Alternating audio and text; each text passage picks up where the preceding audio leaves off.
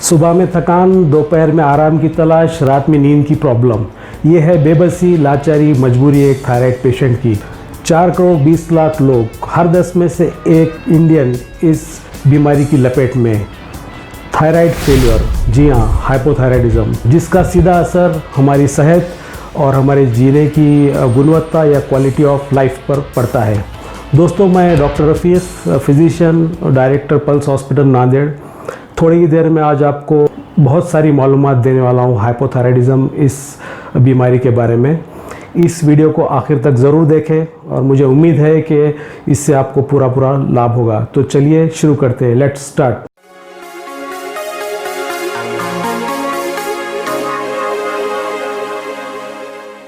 My dear friends, ये hypothyroidism कोई नई नवेली या कोई बहुत रेयरली या कभी कभार दिखने वाली बीमारी नहीं है, बल्कि ये बहुत आम प्रॉब्लम है हमारे समाज में। डायबिटीज़ के बाद में ये नंबर 2 पर आने वाली एंडोक्राइनल हार्मोनल बीमारी है। यह हाइपोथायराइडिज्म क्या है, यह हाइपोथायराइडिज्म क्यों होता है, इसके लक्षण या इसके निशानियाँ क्या है, ये होने के चांसेस या रिस्क किन लोगों में ज़्यादा होता है, ये सब चीज़ों के सवालों के जवाब आप ये वीडियो देखने के बाद मुझे यकीन है कि आप आसानी से दे पाओगे। थायराइड नाम का एक ग्लैंड हमारे गले के सामने वाले हिस्से में होता है, जो कि दिमाग के से निकलने वाले कुछ हार्मोन के इन्फ्लुएंस में काम करता है। ये थायराइड ग्लैंड हमारा थायरोक्सिन नाम का हार्मोन बनाता है। थायरोक्सिन हार्मोन हमारे जिस्म का मेटाबॉलिज्म और क्रिया को सही चलाने में बहुत अहम रोल अदा करता है। कुछ लोगों में ये थायराइड ग्लैंड जब ये सफिशिएंट क्वांटिटी में थायरोक्सिन हार्मोन नहीं बना सकता है, तो वो लोगों में ये हाइपोथायराइडिज्म की प्रॉब्लम आती है। इसके आमतौर पर 5 वजूहात, 5 रीज़न्स है ये हाइपोथायराइडिज्म यानी कि थायरोक्सिन कम बनाने के। इसमें नंबर 1 पर आता है आयोडीन की कमी खाने पीने में। नंबर 2 में आता है ऑटो इम्यून कारण, यानी कि हमारे जिस्म का डिफेंस सिस्टम या रक्षा प्रणाली हमारे ही जिस्म के कुछ कामगार हिस्से जैसे कि थायराइड वगैरह जो फ़ायदेमंद होते हैं, उनको नुकसानदा समझकर उन पर हमला कर देती है और उन्हें ख़त्म करने की कोशिश करती है और उन्हें ख़त्म कर देती है, जिसकी वजह से थायराइड अपने पूरे फॉर्म में थायरोक्सिन, T3, T4 जो भी हार्मोन्स है वो नहीं बना पाता। तीसरी वजह है इसकी रेडिएशन ट्रीटमेंट या शुआओं की किरणों की ट्रीटमेंट जिन लोगों को मिलती है, जैसे कि गले का कैंसर या चेहरे का कैंसर, उनमें भी थायराइड की प्रॉब्लम देखी गई है, हाइपोथायराइड की। चौथा कारण है जिन लोगों का थायराइड किसी वजह से निकाला जाता है ऑपरेशन करके, तो जाहिर सी बात है थायराइड बनाने वाले सेल्स भी इसमें चले जाएंगे, जिसकी वजह से हाइपोथायराइडिज्म हो सकता है। पाँचवीं और आखिरी वजह है हाइपोथायराइडिज्म की कुछ दवाइयाँ, जैसे कि रेडियो एक्टिव आयोडीन और लिथियम या कार्डेरॉन, जो कुछ दूसरे मेडिकल बीमारियों में इस्तेमाल होती हैं, उनके सेवन से भी ये प्रॉब्लम हाइपोथायराइडिज्म का हो सकता है। ये हमने देखे इसके वजूहात, ये कारण। अब देखेंगे कि ये किन लोगों में इसका होने का रिस्क या जोखिम ज़्यादा होता है। ये 7 प्रकार के लोग हैं जिनमें ये होने का रिस्क ज़्यादा रहता है। नंबर 1, ये महिलाओं में ज़्यादा होने का इसमें रिस्क रहता है। नंबर 2, वो गर्भवती या प्रेग्नेंट लेडीज़ या डिलीवरी के 6 महीने के अंदर इसका रिस्क होने का ज़्यादा रहता है। नंबर 3, जो लोगों को डायबिटीज़ है या और कोई ऑटो इम्यून प्रॉब्लम है, उन लोगों में भी ये बीमारी हो सकती है। नंबर 4, वो लोग जो रेडियोथेरेपी लेते हैं अपने गले के कैंसर या चेहरे के कैंसर के लिए। नंबर 5, किनका किसी वजह से थायराइड का ऑपरेशन होकर उसका टुकड़ा वगैरह निकाला जाता है, तो उस वजह से भी हो सकता है। नंबर 6, वो ये है कि जिन लोगों के फैमिली में ये हाइपोथायराइड की प्रॉब्लम होती है, यानी कि मान लीजिए किसी के माँ बाप में है, भाइयों बहनों में है, तो उनके आने वाली जनरेशन में, उनके बच्चों में भी ये हाइपोथायराइड की प्रॉब्लम हो सकती है, यानी कि जेनेटिक या आनुवंशिक कारण भी इसका है। नंबर 7, जो लोग लिथियम और कार्डेरॉन जैसे मैंने बताया वो दवाइयों का जो इस्तेमाल करते हैं, वो भी ये बीमारी पाए जाने के या उसके रिस्क में आते हैं। ये तो हो गए रिस्क फैक्टर्स। अब हम देखेंगे कि इस बीमारी के लक्षण या इसके साइन सिम्टम्स, निशानियाँ क्या हैं। इसमें सब में पहले आता है थकान या कमज़ोरी का महसूस होना। सो फ्रेंड्स, ये जो थायरॉक्सिन हार्मोन है ये हमारे जिस्म में एनर्जी और ऊर्जा बनाने के लिए बहुत अहम रोल अदा करता है, क्योंकि थायरॉक्सिन की कमी होती है इसलिए ऊर्जा एनर्जी की लेवल भी कम रहती है इन लोगों में, इसलिए ये लोग अक्सर थका थका और कमज़ोरी और थकान महसूस करते हैं। तो ये वजह है थकान की। दूसरी वजह है कि कोल्ड इंटॉलरेंस, यानी कि ये सर्दी को बर्दाश्त नहीं कर सकते। इसकी वजह भी वही है कि ये लोगों में जो है थायरॉक्सिन कम होने की वजह से टेम्परेचर का रेगुलेशन और मेटाबॉलिज्म का रेट स्लो होता है, जिसके चलते टेम्परेचर काफ़ी कम रहता है और ये लोग ठंडी को बर्दाश्त नहीं कर सकते। इन्हें ठंडी के सीज़न में तो सर्दी होती ही है, गर्मा में भी ये लोग ठंडी फील करते हैं। तीसरा इसका लक्षण है सूखी और ड्राई स्किन। दोस्तों, स्किन को नरम और सॉफ्ट रखने के लिए इक्राइन ग्लैंड्स नाम के गुदूद होते हैं जो कि पसीना और कुछ ऐसी चीज़ें छोड़ते हैं जिसकी वजह से चमड़ी सॉफ्ट और नरम रहती है। ये देखा गया है कि हाइपोथायराइडिज्म के पेशेंट्स में ये इक्राइन ग्लैंड और उनसे निकलने वाली चीज़ें, सिक्रीशंस और पसीना, ये चीज़ें कम पाई जाती हैं, जिसके चलते ये लोगों की त्वचा या स्किन ड्राई और सूखी होती है।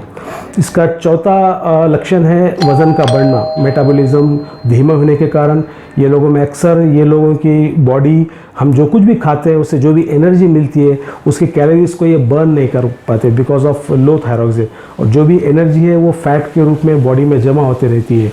इनका बेसल मेटाबॉलिक रेट हाइपोथायराइड के पेशेंट का स्लो होता है।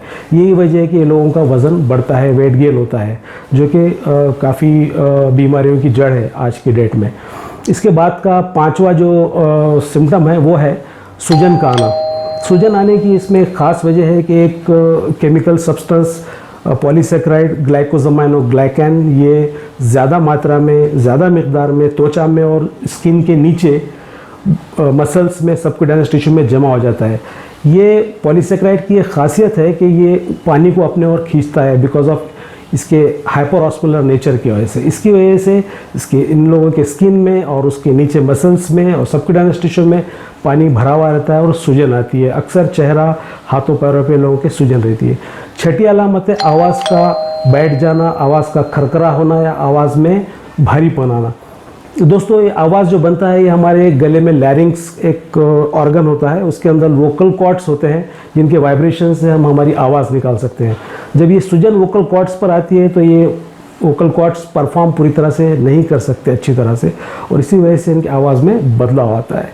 इसके बाद जो सिम्टम है वो है ये लोगों के बालों को लेकर बाल झड़ना या बाल पतले होना।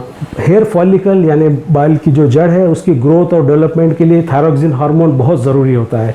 जब ये हार्मोन की कमी होती है तो हेयर्स की नेचुरली ग्रोथ एंड डेवलपमेंट नहीं होती है, वो जल्दी से फॉल होते हैं, और डेवलप भी हुए होते हैं तो वो डार्क ब्लैक नहीं होते हैं और पतले होते हैं। इसके बाद में जो सिम्टम है वो है कि ये लोगों की मेमोरी या यादाश्त कमज़ोर होती है, जिसे हम ब्रेन फॉग कहते हैं मेडिकल लैंग्वेज में, यानी कि ये भूल जाते हैं आधा एक घंटा 2 घंटा पहले जो भी कुछ करते हैं, जैसे कि चाबी कहाँ रखी या कुकर का बटन, लाइट का बटन ऑन किया या ऑफ़ किया, ये छोटी मोटी चीज़ें जहन से निकल जाती है। इसकी वजह है कि हमारे दिमाग में जो मेमोरी जो मेंटेन करता है उस ऑर्गन का नाम है हिपोकैम्पस। वो एरिया के नसों में डिजेनरेशन और डीमाइलिनेशन की वजह से कमज़ोरी आ जाती है और हिपोकैम्पस की साइज़ छोटी हो जाती है। हिपोकैम्पस यानी कि मान लीजिए मोबाइल का मेमोरी कार्ड, तो ये मेमोरी कार्ड या हिपोकैम्पस ही कमज़ोर हो जाएगा तो नेचुरली जाहिर सी बात है कि उनकी मेमोरी पर असर पड़ेगा।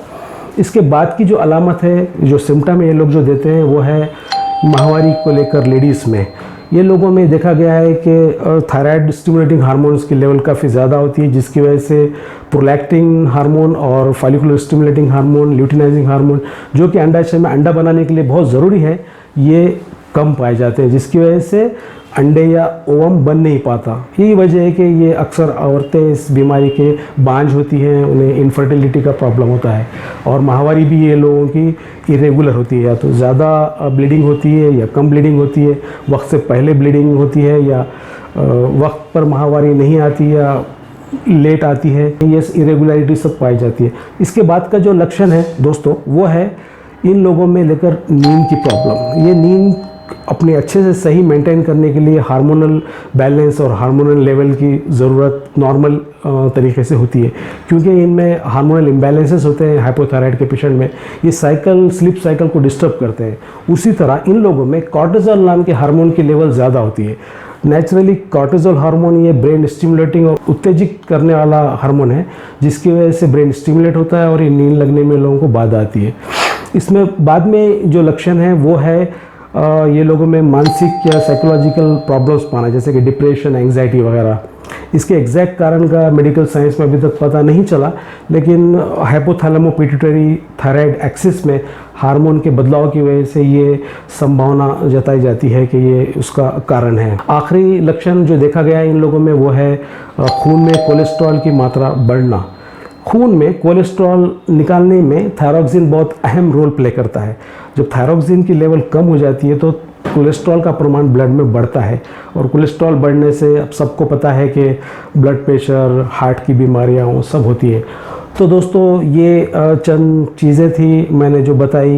हाइपोथायराइडिज्म क्या है, इसके कारण क्या है, इसके किन लोगों में होने का जोखिम या रिस्क ज़्यादा है, और इसके लक्षण क्या है।